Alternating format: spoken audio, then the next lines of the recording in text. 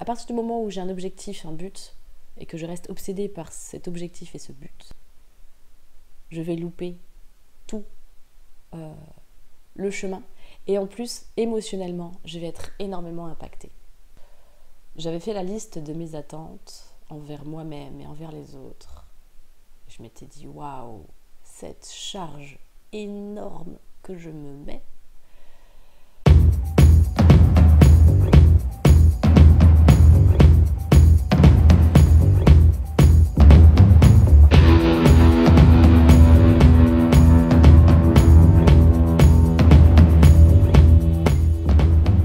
Hello, petit partage du samedi matin. J'avais plein de choses en tête. J'étais en train de faire un message à une amie en fait. Et je suis partie en live complet sur les symboliques, sur les valeurs et l'importance des petites symboliques qui sont chères pour nous et qui sont, à mon sens, super nourrissantes.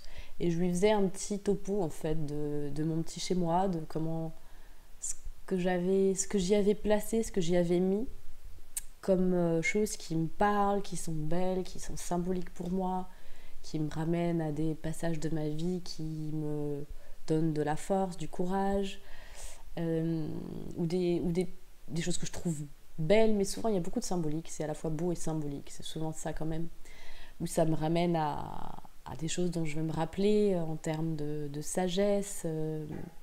Quand je dis sagesse, il faut vraiment bien que je précise, parce que la sagesse, c'est un mot fourre-tout comme le mot amour, comme le mot crise, comme le mot je sais pas, développement personnel, tiens, c'est un mot fourre-tout ça aussi. Il y a des mots comme ça où ça veut tout dire et rien dire.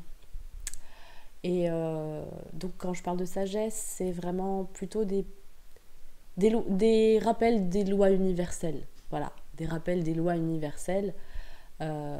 Tu lances un objet et il retombe. Ça c'est une loi universelle, c'est la loi de l'attraction, de la gravité. Bon, bah il y a des choses comme ça dans la vie, à force de vivre, tu comprends qu'il y a des choses, tu peux pas y couper. Il y a des tas de choses, ça varie, c'est variable, et il y a des choses, tu peux pas y couper. Bon, bah voilà, la sagesse, c'est de comprendre un petit peu ces lois-là au fur et à mesure qu'on les expérimente. Oui, en fait, ce que je veux dire par là, les lois universelles, notamment, c'est le réel. C'est-à-dire que nous, on fantasme beaucoup, on veut quelque chose à tout prix, on veut que ce soit comme nous, on veut, et on n'accepte pas le réel, en fait. On ne veut pas le voir. Et ce qui est important, à mon sens, c'est de regarder le réel, J'aime Laurent Martinez, il y a une interview de Laurent Martinez dans la playlist interview. Il y a des choses intéressantes à y prendre aussi. Le réel est plus fort que toi. Et nous, on veut absolument faire... il y a des choses qu'on veut manier à notre... comme nous, on veut, comme nous, notre personnage interne, comme notre ego mal placé veut. Et on ne veut pas voir les choses comme elles sont. Et c'est ça qui nous fait le plus souffrir. Et quand je parle de sagesse, c'est vraiment ça. Les rappels, c'est ça.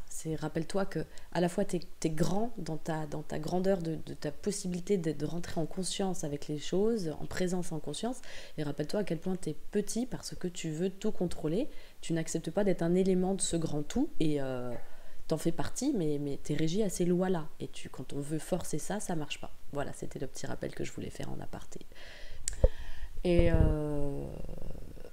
ou en tout cas des choses qui m'ont portée, et voilà, donc je lui faisais ce petit topo là, et parmi les choses que j'ai autour de moi qui sonnent comme des petits rappels que je me force pas à regarder, mais parfois je tombe dessus, je me dis ah ouais tiens, ça c'est un bon petit rappel. La vie elle se charge de les mettre sous mon nez ou de les faire arriver à mes oreilles de toute façon, les rappels, donc je suis pas très inquiète pour les petits rappels, mais j'aime bien les avoir autour de moi des fois. Et parmi les rappels que j'ai, il y a le rappel qui est cesse d'être en attente. Alors bien sûr dans la mesure du possible, parce que dès qu'on veut arrêter quelque chose, c'est justement là qu'on n'y arrive pas. Donc voilà, mais c'est cette idée cette direction de, à partir du moment où j'ai un objectif, un but, et que je reste obsédée par cet objectif et ce but, je vais louper tout le chemin. Et en plus, émotionnellement, je vais être énormément impactée. Énormément impactée. Et quand on a des attentes très fortes envers soi et envers les autres, ou envers la vie en général, avec des choses qui sont très figées, très cristallisées, alors on se cristallise et on se rigidifie soi-même. J'en sais quelque chose parce que j'ai beaucoup ces mécanismes-là. Ennéagramme 6 avec l'anxiété, la peur en fond, le besoin de sécurité. Et plus on est dans la peur et plus on a besoin de sécurité et plus on fige les choses pour pouvoir mieux contrôler et avoir le sentiment de de rien craindre, ce qui est complètement faux parce qu'on ne maîtrise pas grand-chose dans la réalité des faits. On a le libre arbitre, ça j'y crois profondément, sur un certain plan, mais on ne maîtrise pas grand-chose. Et par contre, être en attente, j'avais fait la liste de mes attentes envers moi-même et envers les autres. Je m'étais dit, waouh, cette charge énorme que je me mets, c'est pas du tout qu'il faut arrêter d'être exigeant. C'est important d'être exigeant, très important d'être exigeant. Belle preuve d'amour propre. Quand je dis amour propre, c'est pas du tout amour égotique, c'est amour voilà. On est incarné dans un corps, notre mission c'est quand même de prendre soin de ce corps. L'idée c'est là d'avoir de l'amour pour ce qu'on est, quoi, pour qui on est. Donc pas de problème avec l'amour propre dès lors qu'on ne confond pas l'amour propre avec j'écrabouille le reste du monde pour y faire ma place. Et c'est d'ailleurs l'amour propre qui permet de mieux aimer le monde et les autres, je pense profondément. L'un n'empêche pas l'autre, de mon expérience. Et j'en étais où, je sais plus. Je vais déjà boire une petite gorgée de café, ça me fera du bien.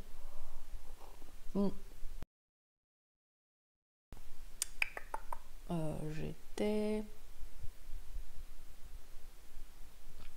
Si ça dure 3 plombs, je le couperai au montage. C'est ça l'avantage des montages vidéo.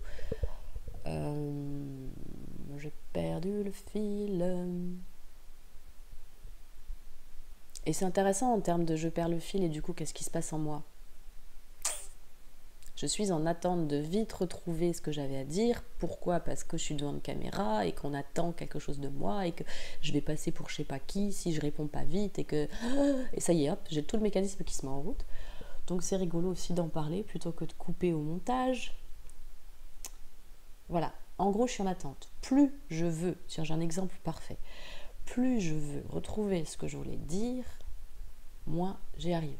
Plus je fige le système, plus je coupe toute la possibilité d'être en rapport avec ce que je voulais vous dire.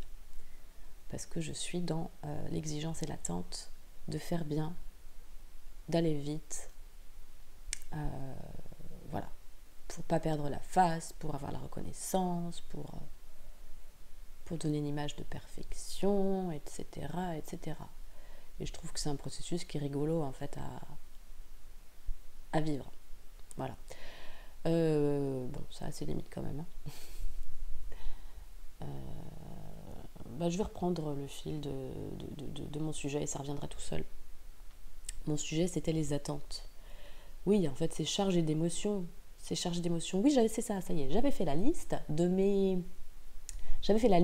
toutes les attentes que j'avais envers moi et envers les autres. Bon, la liste, il aurait fallu 50 cahiers pour la finir.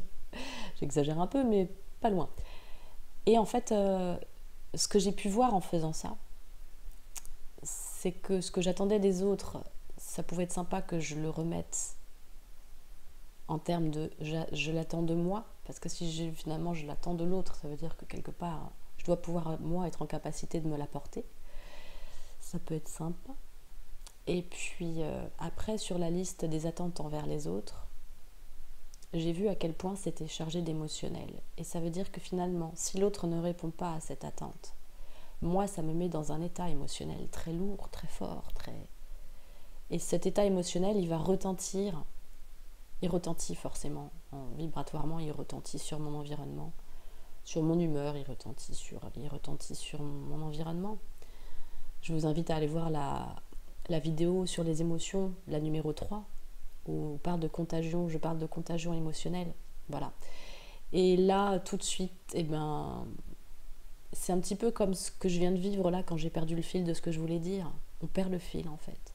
Avec ces attentes d'émotions, ces attentes très fortes, on perd le fil. On perd le fil du présent, du vécu, de ce qui peut être partagé, de l'expérience. C'est pas du tout en termes de il faut qu'on s'entende tous bien, on doit tous s'aimer très fort. Non, c'est pas du tout ça. Par contre, c'est une histoire de vraie communication et de respect et de tout ce qu'on a à se révéler les uns aux autres de par le vécu, de par l'expérience. Ça peut vraiment beaucoup plus facilement se transmettre quand il n'y a pas une tonne d'attentes qui pèsent déjà sur soi et sur le reste du monde. On est beaucoup plus ouvert à ce qui peut émerger, à ce qui peut nous transformer, nous bouger, nous montrer en soi ce qui fait que justement on se met à déconner, entre guillemets, on se met à déconner, on se met à dysfonctionner. Dysfonctionner. Je préfère ce mot, dysfonctionner. Puis après, voilà, dans la vie, il faut tout, il faut tout pour faire un monde, comme on dit. J'aime bien quand Stéphane Schillinger appuie sur le fait que, en réalité, ce qui nous pose problème, c'est qu'on refuse d'être le con de l'histoire et on refuse d'être le super brillant de l'histoire. On n'aime pas en fait aller visiter ces polarités d'être vraiment le gros incapable ou vraiment celui qui assure parmi toute une foule de gens qui assurent pas, quoi. Et on n'aime pas ces postures-là. Et pour autant, on est ça. Un jour, selon les situations, on peut être extrêmement con et extrêmement intelligent, on peut être extrêmement incapable et extrêmement performant, on peut être très droit et très fou, sage et fou, on peut être plein de choses, quoi. Et aller visiter toutes ces phases de la pièce, c'est intéressant. Et quand on est plein d'attentes, et surtout, parce qu'être en attente, c'est une chose, ça nous permet d'aller dans des directions. Je ne dis pas qu'il faut arrêter d'être en attente. C'est voir toute la charge émotionnelle qui est liée à cette attente. Voilà, c'est ça le but de cette vidéo, de toute façon. C'est pas compliqué, c'est vraiment ça. Et pour le coup, c'est toujours sympa de citer des exemples. Un exemple. J'attends que les gens qui ont rendez-vous avec moi soient à l'heure. Parce que pour moi, c'est une valeur profonde de respect que d'être à l'heure. Tu fais pas attendre quelqu'un pendant 20 ans, peu importe, même si c'est 2 minutes, 5 minutes, 10 minutes. C'est normal, en fait. Et je reste sur ma position. C'est normal, en fait, de pas faire attendre les gens. On a des choses à faire dans cette vie, on n'a pas que ça à faire. Et puis, ça peut tout décaler. Voilà. Et puis, c'est agaçant d'attendre. Alors, du peu que t'attendes, en plus, dans des conditions pas très marrantes, non. Bon. Alors, du coup, quelle charge émotionnelle je mets ? Du coup, si l'autre est en retard, je vais faire peser quelque chose qui va peser sur ce qu'on a à faire, que ce soit ludique, que ce soit professionnel, peu importe. Cette attente, elle est chargée de tout ce que j'y mets par rapport au respect. Il ne s'agit pas d'abandonner ses valeurs, c'est très subtil, il ne s'agit pas de s'en foutre, en fait. C'est très subtil, il ne s'agit pas de s'en foutre. Mais si, donc j'attends que l'autre soit à l'heure, et s'il n'est pas à l'heure, quelque part, je vais pourrir mon moment, son moment, notre moment, avec cette charge émotionnelle. Si je retire cette charge émotionnelle, je peux exprimer quelque chose, ou pas d'ailleurs. Je peux me l'exprimer à moi, je peux refaire le point avec moi, je peux quand même prévenir que ma préférence, c'est vraiment que l'autre soit à l'heure, parce que sinon ça ne me donnera pas envie finalement d'établir une relation avec lui. Si elle est déjà là, ça ne me donnera pas envie de la poursuivre et ça va me compliquer la tâche. Je peux toujours le faire, il n'y a pas de problème à s'exprimer. Mais c'est cette charge émotionnelle qui est intéressante, parce que si je l'enlève quelque part, qu'est-ce qui se passe ? Et c'est ça qui est intéressant. Si je l'enlève, ça veut dire quoi ? Ça veut dire que quelque part, je me prends en charge. Donc, j'ai toujours un bouquin avec moi qui me permet de ne pas commencer à faire monter la sauce, la mayonnaise à l'intérieur de moi, en mode « putain, qu'est-ce qu'il fait l'autre con, là ?» Et voilà. Donc, pendant ce temps-là, moi, ma vie, elle se nourrit d'elle-même. Elle se nourrit de ce que je vais y faire. Bah ouais, moi, mon téléphone portable, des vidéos, un bouquin, ça me regarde moi, c'est mes centres d'intérêt. Si vous en avez d'autres, vous en avez d'autres. Mais qu'est-ce que je fais de cette attente en fait, que quand je suis à la caisse d'un magasin et que je dois attendre, qu'est-ce que j'en fais? Est-ce que je m'énerve comme un taré là? Ou est-ce que je me sers de ça pour, tiens, poser mes pieds par terre, respirer, reprendre contact avec mon corps, chose que je ne fais pas assez? Il y a toujours quelque chose à faire. Et en fait, cette charge qu'on met sur les autres de la responsabilité qu'ils ont de nos émotions, le problème c'est que ça nous pourrit la vie en fait. Ça nous pourrit la vie. Donc, après, on a le droit d'avoir une émotion. De toute façon, quand on l'a, on l'a. Hein. Mais c'est d'aller regarder vraiment ce qui se cache derrière. Ça, c'est intéressant. Et ça, c'était un exemple parmi tant d'autres. Si vous avez d'autres exemples, n'hésitez pas à les mettre dans les commentaires d'ailleurs. Chacun peut aller visiter ça à sa manière. Voilà. C'est tout ce que j'avais à dire. Je regarde ma petite feuille où j'avais noté justement ce truc-là. Ouais. Ça permet aussi d'arrêter la quête de pouvoir. D'aller réaliser toutes ces émotions, tout ce lourd bagage émotionnel lié aux attentes. Voilà, ça ne nous empêche pas de savoir ce qu'on veut pas, ça ne nous empêche pas de poser nos limites, c'est subtil, hein. C'est subtil et je pense que ça prend du temps à comprendre, même moi je n'ai encore pas tout compris clairement, même si ça fait quelques mois que j'ai cette notion qui m'est arrivée aux oreilles et que je trouve intéressante. C'est comme tout concept, c'est comme toute chose, ça se malaxe dans tous les sens pour pouvoir en voir la substance et la teneur et pouvoir vraiment voir ce que ça fait en soi. Voilà pour ce matin, je vous souhaite une très bonne journée, une très bonne soirée si vous regardez ça le soir. Et puis voilà quoi, à la prochaine, ciao.